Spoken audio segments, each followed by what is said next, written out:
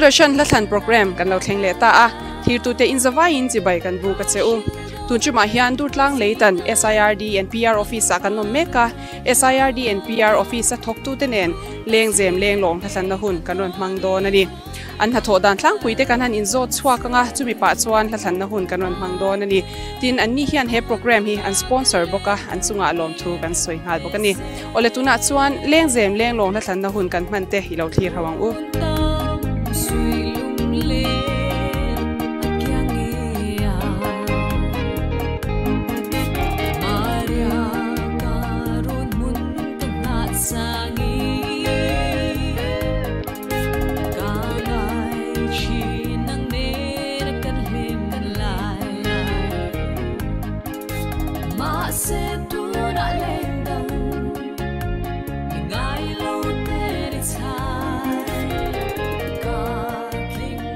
Ole tuna ko bula chu hi puala rem sanga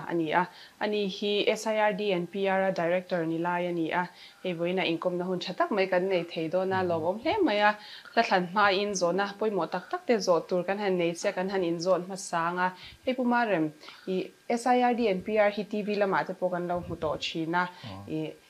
SIRD and PR lampum te po khamin han shima sata la ti chuanin englam hoi office nge ani ti le enge in tho dan tlang puite kha din dan tlang puite khamin han shila SIRD and PR hi State Institute of Rural Development and Panchayati Raj ti animaya hi Ministry of Rural Development le Ministry of Panchayati Raj Government of India pokopa tia din chho hi niya SIRD hi kumsang ni kumkhan Mizorama din chho ni in atira chuan policy pa a directorate mun pui hi a oma chuan kum engoma chen akal nuwa rem chan jok na wangin tilai dur tlang leitan hmuna hian kumsang ni somparuk October tha khanin campus thar dinin son chho ania tuna hianin function chho me kani so ti chuanin tuna hianin thok tu te hi engzan ni omseu tuna hian emi SIRD bi ka hian thok tu somnga bor kan oma chuan extension training center kan tia puk pui thingsul khia le scholarship muna kan neya ta chuan mi somli vel bor an thok boka kan zawa hian mi somkwa vel bor thok tu kan omani ani chulom ome ti chuan zona pakhat le chia he SIRD and PR hi inge indin chan kha chata chak oma tin enge atum ber khamina shi bokla nya SIRD and PR hi Rural Development Department noya institute poimo tak mai niya atum chu thingtang mi te thiamna le theina le inrel bol na konga an masona tura zirtirna pek ania noya hianin RD noya na thoktu te le department sanga masona na thoktu te tin elected representatives antia ta chuan VC yang chi te yang khan training inrel bol na fel faizok khotlanga le masona tura rel bol na fel faizok de nan katiang khan training kan pe thina ni so in tho te apoi mote mai beng war tha ke zonin tha than na ma han lu ta ila in mani kwalin lengzem lenglong tha than te kan han nei do na itha du ber khan thlang la te ro alo mo me nalrin diki khiang te da du ina lun lui le wanglai kan thlang nge khat chan te ne RD department enkol tu kan minister zaum tak professor Lalni Loma te tin RD secretary Puzar Zo Sangale thokpui zungzung te tin RD directorate lampanga kan thoktu te tin DRDO longtlai ka omvelaya ka thokpui thin pimarami ARDO te pisom te accounts officer te pu aldrina engineer te puruata te hotel tin kumin April tha khanin kan thok buichin pu joni zo than chama assistant rural engineer policy van doi thak takaboral ta share nan kan thlang du boka tin extension training center pathuma kan principal te tan kan than sak du bok ani e ole tuna chuan kan director la thlan tak larin diki khiang te da du in nun hlui le wang lai ti la sakhai long ai len roll te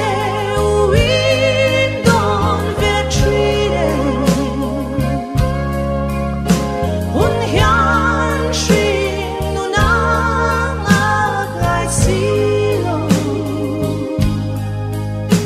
parang kan chuai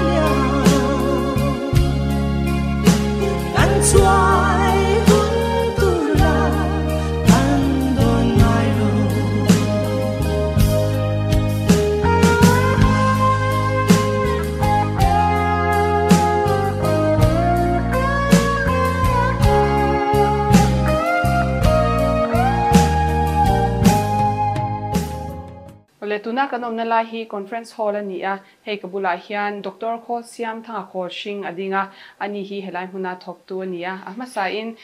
khol helaya I tho khaminan shi la kalome heta SIRD and PR hian accounts hi kachanga chuba ka chuanin research le training te po hi kan khoi ve ve kani ani chu training soita ka chuanin hei training lam boi pui ini ti te po kha kan lo sheta a I englam pange in training kha impact china tin training mai ba ka hianin engna te in tho kalom lo tuk training ti hianin training hi long term training te po thawa ma sela SIRD hi chuanin long term vak hi kan khoi lawa atam ber hi chu cholkar kha chunga zo thei te ani a rural development kai noi a training kan pe thina chuta chuanin officer te RD officer te le line departments officer te kan pe a chumi ba ka chuanin VC te tin minol pui te tin self help groups te chuba ka chuan MCS ho po hi probation hun lai te pon training kan pe thin boka tin mid career training po hi ATI la min request chuanin kan lo conduct ve to bok thina tiang chuanin training che sang chu kan lo khoi thina chumi ba ka chuanin research le evaluations lam kan khoi thin boka antina research a chuan Ministry of Rural Development le Ministry of Panchayati Raj atang te po in research che sang kha kan propose a chung chu sanction kan hu kan conduct a research ka kan te ta chumi ba ka chuanin department sang hian evaluations le hemi impact assessment te po min ti tir ve thin boka PHE lama te po JJM te SBM te po research kan te boka tin MGNREGA chungchanga hianin time and motion studies te po kan lo nei to boka tin social impact assessment hemi sarkarin ramalak don reng in social impact assessment ti angai ta a tuna hi chuanin social impact assessment ti lo hian sarkarin ramalak thei to lo ta a ram terep te pola don sela chumi chu impact assessment kha kan nei phot angai ta a tuna hian SIRD hi social impact assessment unit ani ani chu in na in thona saro puisia toimak po ngai bia wanga ti ro in jin chuak na sa chin te kan jin chuak ve na sa thina ati tu de ho faculty te phei chu ati tam tu phei chan ha thei khop maya office a in field laman om tam ma jok chen chang chuan ani chu in na tho te ro pui kan ti chuan in thlan la ma han lu tai la lengzem me mo lenglawng kha la du te po kha in nei kan ring ota han thlan ma to la hi chi sang hi tam viau du tam takan ya chu ti rual chuanin tun tuma tan chuanin len rual an kim talauti la lom oma sakha alist a khan kan nei in ka sia kha kan thlang du dewa ye han thlan chan deu bi te ni nia pathian zara SIRD a hianin kum engemaw za kan lo thok ve to a kan wang lai hun zong te kan lo mang ral ve ta a chu ta chuan kan tho pui te kan director lo ni to te khang kha engemaw za inwal min liam san to a kan director pu zo than khuma IAS te po kha atuna chuan wal min liam san to a ten pu arwan lan wan te chin kan tho pui te po engemaw za inwal min liam san to ni chu wang chuan an pualin he la hi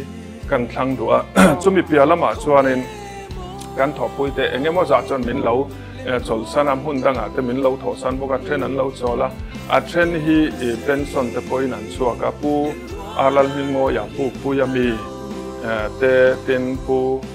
lalram ma chuana scholarship lama mi te po pensionin kum reivak lo khan min lo chua sana chutia ang chuanin kan tho ho na hian dim taka kan tho lain kan in kalsan ve jeng sunga chu wang chuanin he hla len rual an kim talo ti hi kalunga seta em maya chu wang chan kan thlang ve ni ole tuna chuan la lom oman len rual an kim talo ti kha sakhai lo nga thang ô không nghe in nom ka lên rual te maria ten enga min lo sia le chamangin sal na lai khum tal in la lo vem ni ka tan bia tu na sei len rualan gim ta lo ngai ve mo lung rual a le lai ni mit tui nen ka fang in ru zulu cây đắng lên tên dài lâu dài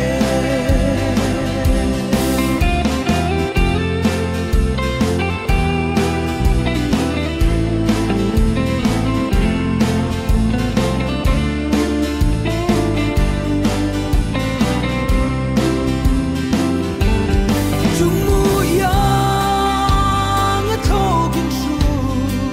về vang khóc mùi căn su inu sông te mà sẽ lung lên với tui bùa chung nhà thăng van sang cái gió cả xuống xí lâu tô na sei lên rualan kim ta lâu ngai ve mo lung rual a le lai mi tui nen ka fang in ru zulu cây đắng lên tên dài lâu dài cây đắng lên tên dài lâu dài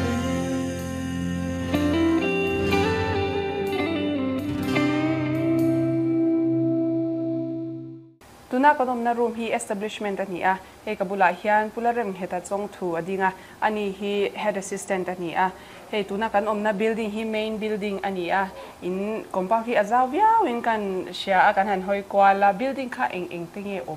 ina shila engza nge compound na hian in building pariat anga han chiar thei chu ve a hemi administrative building ba ka hian hostel building te tin quarters hi pathum kan neya faculty quarters te staff quarters hi panni kan nei boka chuan deputy director quarters le guest house te kan nei ve ni ani le guest house chu alune training na tanan buat sai hi ni alun ve thokhat veu thoe ani chu chuanin hostel a chuanin engtinia tu tenge lo thei a thok tu te big chawmi hostel a ron thin ho hi training ria chila training ron kalte hengo hian thin atuna po hianin vt ho te ne na kan tho ho na tangin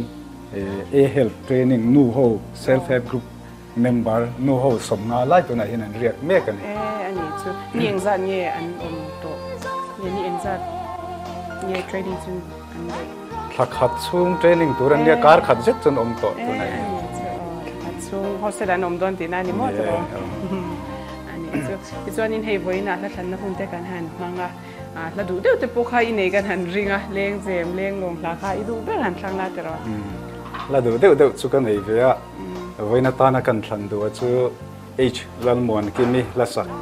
Mizoram tang ti kha kan thlang nge than chen te ne he la hi thiam tak takin artist sang hian an sa amaro chu ima monin an sakhi a special big riu kate chu kan thlan chan pakhatani chuanin ngai thatu ra du te khai ni chu kan tho pui scholarship etc kan tho pui HLA du oma toma karma sa thole ni khan no pui ne ya chu milom pui nan chuan kan thlang duwa masa vera chuan tin chu ba ka chuan scholarship lama tho Saint John saka tho pui thin te saroba te sarbia ka te sarma chuan te Miss Rinomite Miss Madini te lo ngai thla ka tan le lungvel lama ka thian te liana le chuan te lo ngai thla ka tan te kan thlang du ni ole tuna chuan HLA kimin Mizoram tan ti hla thiam taka sakhai lo ngai thlang ram ta na tuam sa fam chang to te mil ni the si lo lung du par bul lai an chu mai tu ri kang ai ngan lo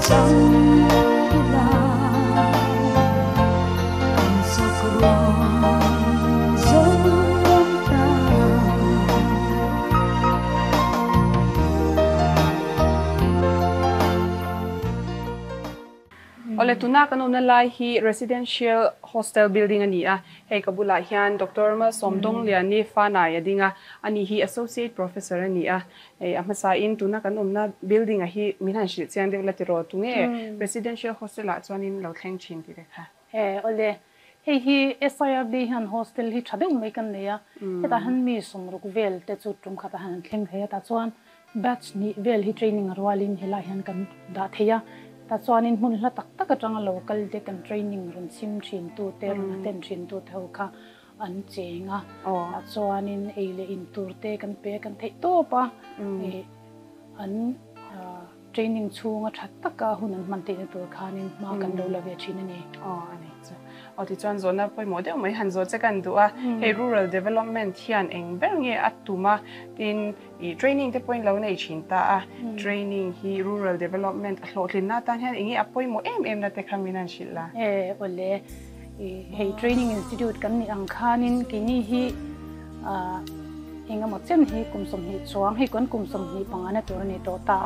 training hi kan lo pe ve tlo thina hey rural development chu sarkarin central sarkar atangin abi takin mason na tur scheme ti anon siama THLAN lam hi kan focus te chon nia ta chuanin leirim ra tira ani bal sona te lo zia theya rechina atanga khai chwa hi rural development chu tumber ni ta khan ke ni SIRD hi rural development YME institute kha kan ni a ta chuan training kha kan thei pa to pin kan han pe a chi sang ani a then chu skill training te kan tia in scheme tharalo piang hianin zirtiran ngai ta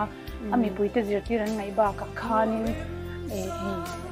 a sarkar na tokla mate po kha thil rang tu nai chuna lo chuak to a changkang tak mai te GIS mangchang kai te internet mangchang kai te ti kha lo ni to ta chuan training hi kam lo thlina tan kana tu tan mai po hna poi mo a tin mi pui ti hian right hi sia selangin awareness hi tam sela ti chuan in scheme te lo hin du zo ka ti khanin kun kal to a un malama kun tam tak kal to te rural development scheme hi achina lo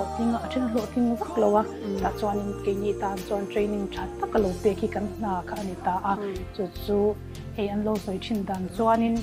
training man hi asang dia wa amai ro chu training lo man hi ala sang le zo kan hi ni so wang chuan in training hi apoi mo a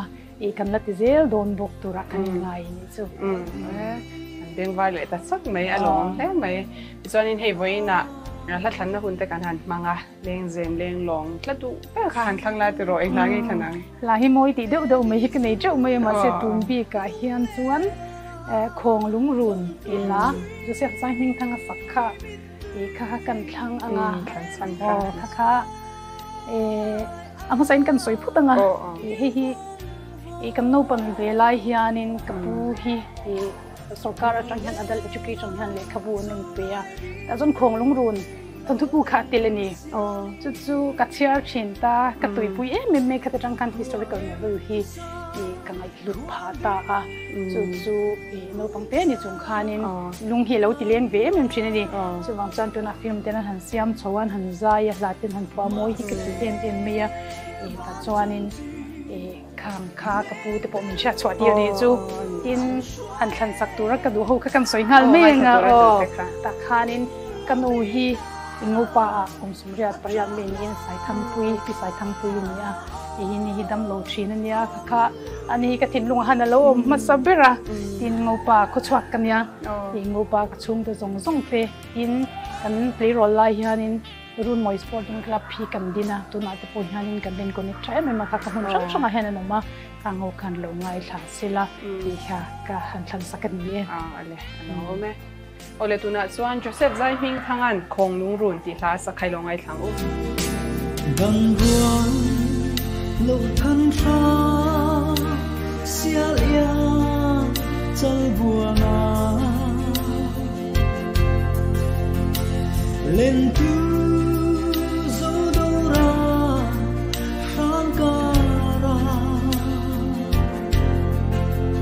hào lai xia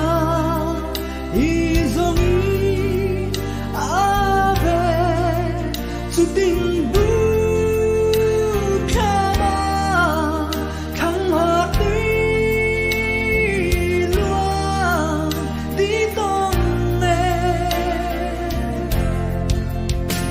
Bùa lên à châu lại đi lộ lên xa đi tua rem sa khoan đi run sa cái na mà sẽ van chung chi lên te ru ăn xoay bùa chẳng hul đi ga à trả na không lung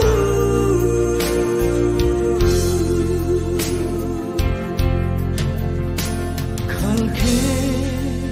rong lộ gió luang chui kiêng lệ treo lũy xa in thăng hia lên pi lệ à bôi e đâm lại có em ha ca phần du lên ai chân tuổi đâm lại có vel ven gió bùa lên à châu lại đi lộ lên xa đi tua rem sa khoan đi run sa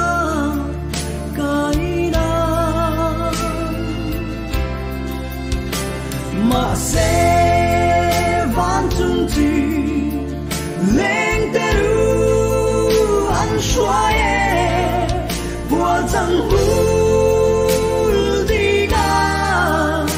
à trả na không lung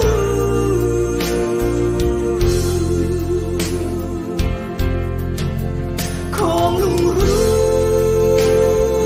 no không lung không lung không lung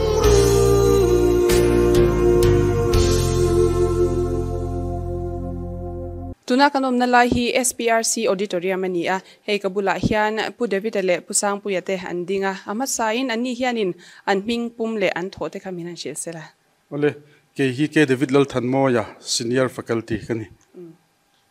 Oh, coming to Dr. H. Rosang Puya, ania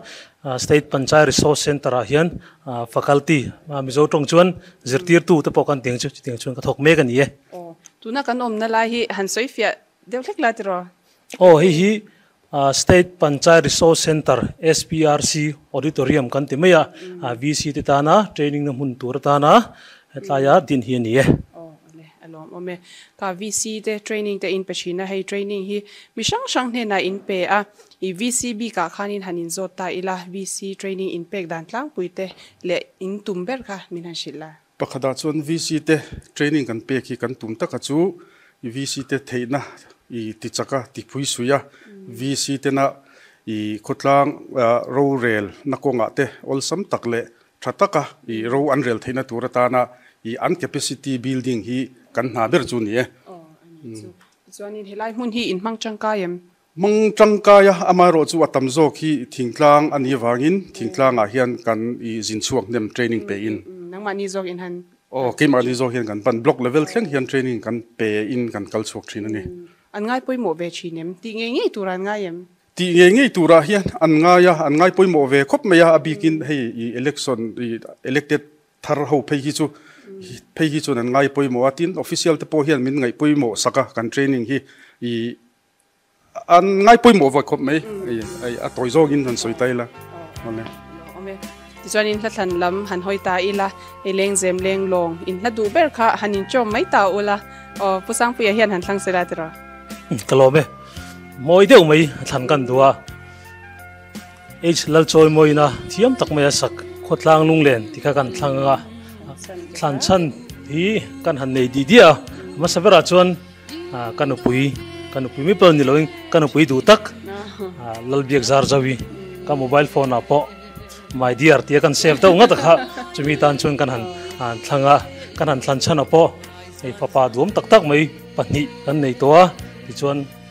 karma saliam ta mai ni som panga October khami khan panu dum tak mai min rin sak le wangin masai na tan khan tan liu liu ning chu kan han thlan saka a dot le chuan hei ni hit headquarter a aizola kan thua ti chuan kan tho pui fel tak tak mai district sang sang an oma chung ho tan chuan kan thlan sak duwa an ming te po han lam tai la ama sabera chuan champhai a district panchayat resource center kan te mai DPRC kan thriat ol samdan tura chuan VC te in pui te po te la thome chu ta thok tu champhai DPRC a thok tu te PKL ramoi le anaw te chu tiang cha chuan ma mitlama kan VC in pui kan district panchayat resource center a thok tu pubilal puyale a thok pui te anaw te chu tiang in share chip VC in pui DPRC share chip a puwan la thoi ral te le a thok pui te tan kan han thlang bok ani e pu David a hian ngai thatura du te kha han sei ve se la ngai thatur nia kan tho pui te pialama I kan thian I kan kom ngai tak tak te le kan veng alongai thatu zong som te tan pon ei an thlang tel ve sim la thawme ole tuna chuan HLA choi moin khotlang lung len ti hla sakhai lo ngai thlang u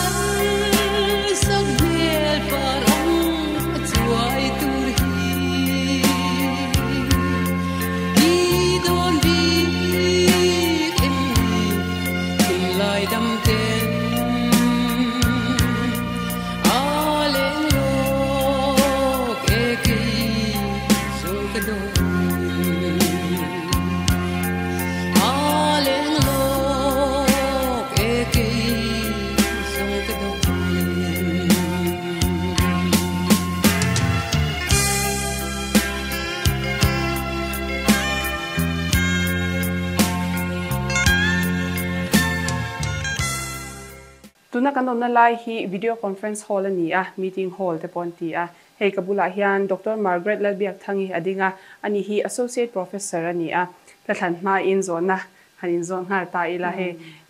pi megi in training na a hian in engtingi in zirti chin te kha han shila tro SIRD and PR te ETC le DPRC faculty te hianin thilchi sang sang sarkar na thok tan te village council member te self help group te NGO te CBO le kun na thok tu te na hianin training chi sang sang kan pe thina hengba ka hianin life skills te skill training sang sang kun na thok tu te tan vokvul te arvul te hei siam te sabon siam te khang le value addition baka pakhoi te mystery skill training ho ang te khang kha kan pe a baka department dangina training mamo min ron dil hian khanga khanin training kan pe thin ania ani chu ani le nangma tho big ti mela I assignment big kan ti mela AGEY kha engi alam pum chuanin eng ta ber nge tho tuna hianin AGEY kan ti Ajivika Gramin Express Yojana hi self help group ten MZSRLM noya an kalpui ania hei road transport service te thata kan kalpui theinan motor mangin ayan zonga a thenin pick up te a thenin sumo ten leita chu SRLM lam hian a hlokem kalpui zel tla kani MT kha zirchiana min nei sakula anti a chuan tuna hianin voina hian a last batch zol nuam block cover turin an kal le meka chumi kan zo chuan data collection kan zawanga chuan pathian zara kan dam chuan tun kuma report hi SRLM a submit man kan tumani abeng wa thlak the mai vein chu kan chan ngai lo te kha kan han she thar zela kan ping de ta sok mai lo le mai chuanin kha than lama han lut to mai la tro LENGZEM LENGLAWNG lama khanin ta du te po khai lo nei the ya han thlang la eng han ne lelen koli pau tuin zanlal nu ti asakha thlan ka du'a thlan san ti tun hei October tha khwang choi tha te kan lo thleng le ta a borak a theng thonia annuam ma thla te po eng chhodo na khata khanin borak hian lunga ti leng ka tia chuan hun sanga mi te po han thlan sak ka du'a amma sabera chuanin hei chinchip kan khwa a kapurin ate chung kwa te kapuwal thang ate chung te le ganurin moi te ba ka u ma ku ngi le ka thian no se ni te chung kwa tan kan thlan sak du'a chuan chumi ba ka then tlang khwa a kapu thang khu mate kapu hming ate chung kwa te le kan unau pa buwa ta lo ngai thla ka tan ka du boka chuan rural development graduate network member zong te lo ngai thla ka tan ka thlang do boka chuan AGY data la akal mek pusang tele pujakopa lo ngai thla ka tan ka thlang do boka chuan ka thian te college ka kalpui abik takin pichan himile pizo nu ni tan ka thlang sak do boka ni ale ala ome ole tu na chuan lal en koli pau tu ina zanlal nu ti thian ka sakhai lo ngai thang chor thabui o zanlal nu mang som din phur tu ni la sing fa da rua puyang surtiro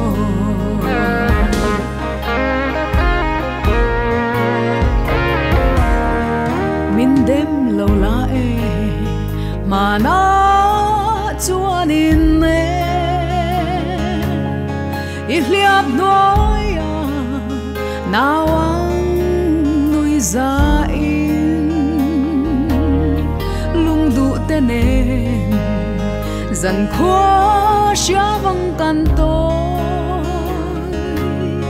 tu na ero iher chua pui silo chor thabui o zanlal nu mang som din phur tu ni la shin fa ta rua puyang surtiro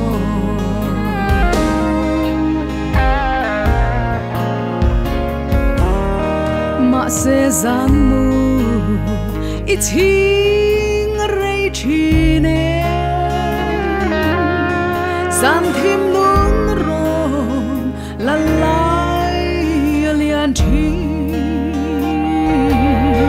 khar tum son zai reng kan zuam ne mo lung dam te a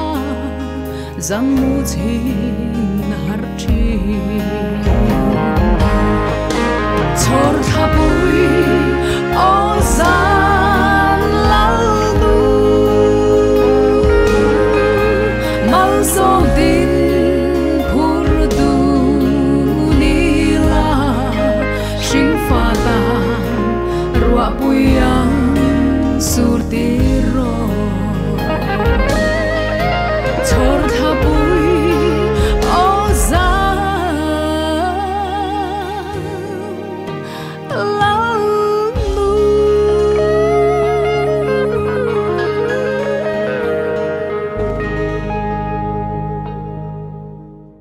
ituna kanom na lai hi computer lab ani a he kabula hian pulal chandama lailung adinga ani hi senior core faculty IT ani a he IT lam chana ni boka he IT lama in malak dan te po khashara chak oma tin in na tho te po he apoi mo maya khatyang in na tho poi mo tak tak te kha eng tiang in ye mitam zo khianin pipuiten an lo shia thayang ti te khan na shilla alom om nia SIRD and PR hi tian kan na tho hi thingtang lampang mi te kai noi thilan i wang hian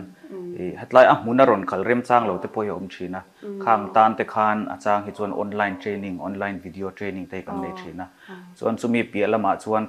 kan official website kan neya sirdpr.mizoram.gov.india khan chutilaya chuan hei kan ha thona sang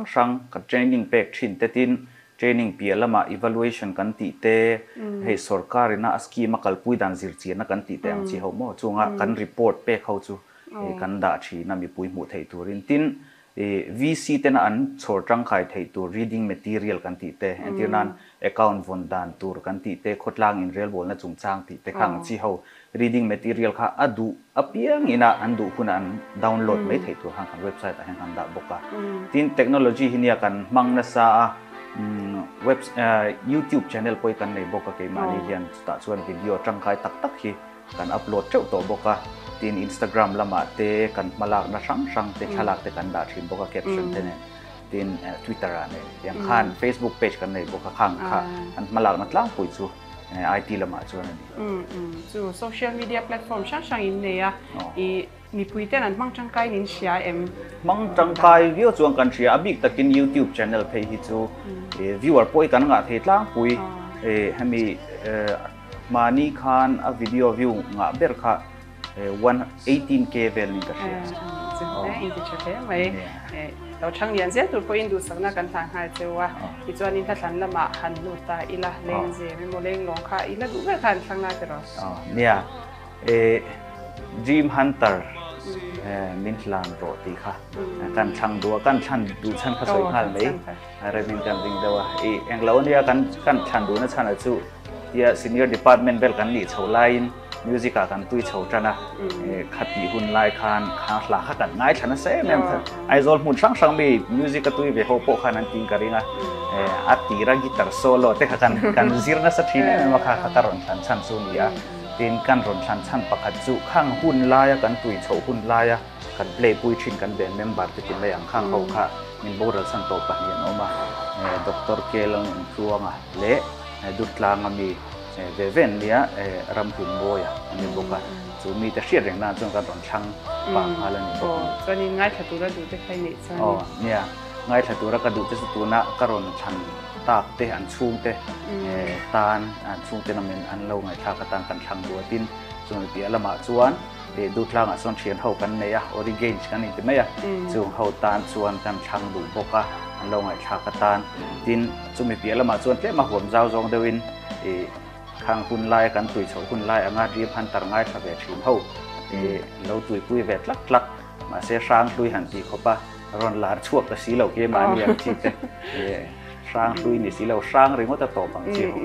kan ho ta hang kan san ho ko kan alo ome ole tuna chuan dream hunter thina min hlan ro ti khan sakhai lo ngai thang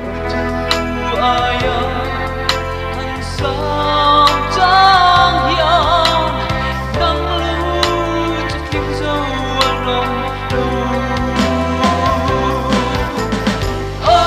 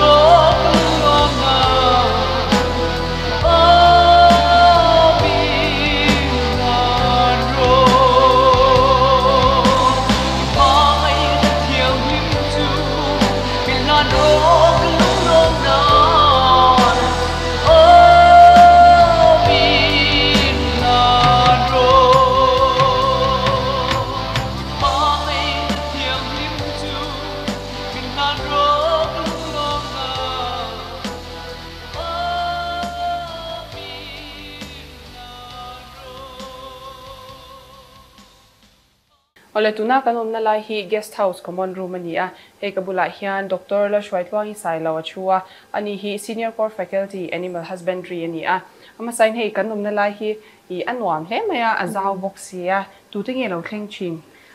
guest house hianin atlang puin kan VIP mi khwalte tin trainer is training oma trainer kan ti tele sarkar na thokte an ron thleng tlam pui chin ani ani chu tichuan department lama khanin hanlu ta ila he in department te nen hianin midang te nenin thokhau chinem tin in thokhau na te kha acha em department sang nen hian thokhau na thatak kan leya tin SIRD ina atum pakhat poi mo deu chu department ho te ne na thokhawa rammason na thatak thlen hi ani department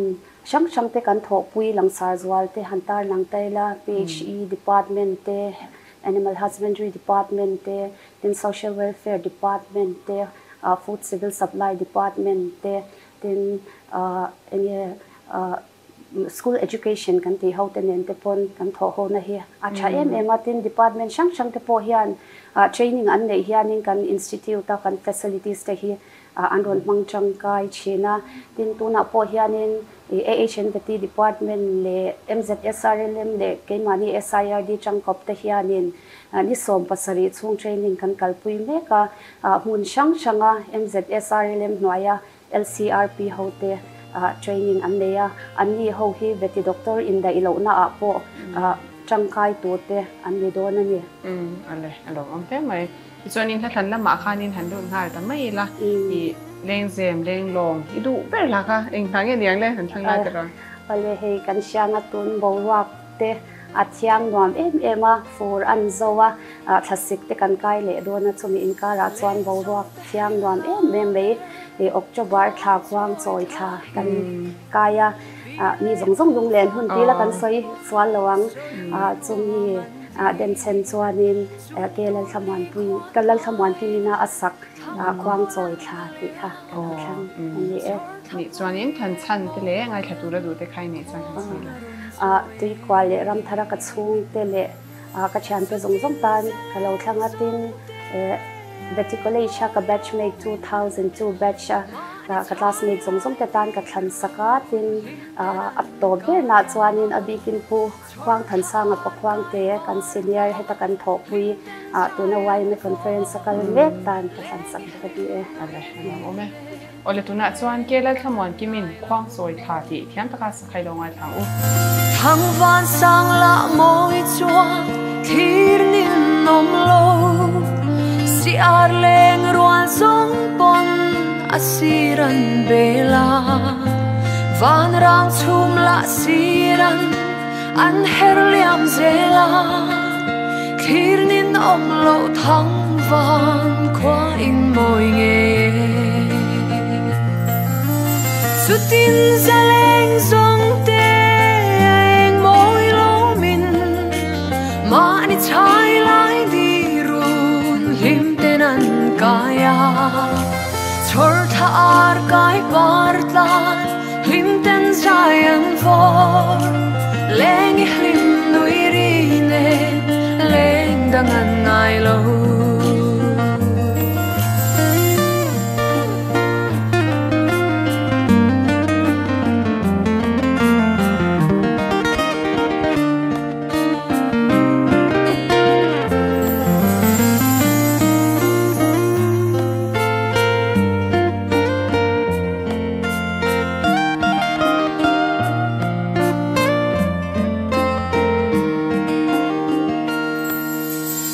se khoanu leng ruan dan ruan silo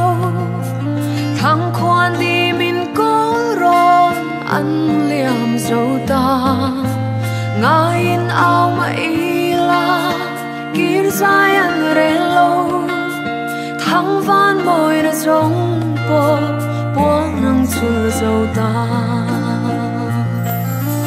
sutin zaleng zong te Ma ni chai lai di run himtenan kaya chor thar kai partlan himten zayan for leng him nuirine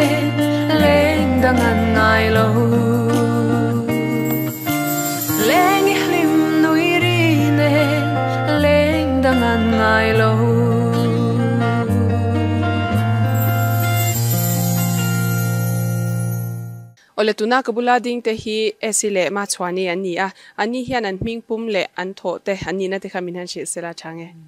o ke hi estherlel than pui kania SIRD a hian accountant in ko me kani ke hi kelel ma chwani kania SIRD hanin UDC in kom along ome o esi hi zona kan han zo tanga hei ai zola department hi chatakin I office te in han neya changklung hle maya a hmuna nuam boka hei hetia angbok hianin Mizoram hundanga I SIRD and PR hi in neyem ti kha sha ta chakom hle maya o SIRD and PR noya hian extension training center ETC pathum a oma chung te chu puk pui thingsul thya le kolasi pa te nia tin district panchayat resource center DPRC hei hi paruk kan nei boka district chung te chu mamit ser chi champhai na thial kolasi chung howa chuan kan neya henga ti hian training na atana tangkai building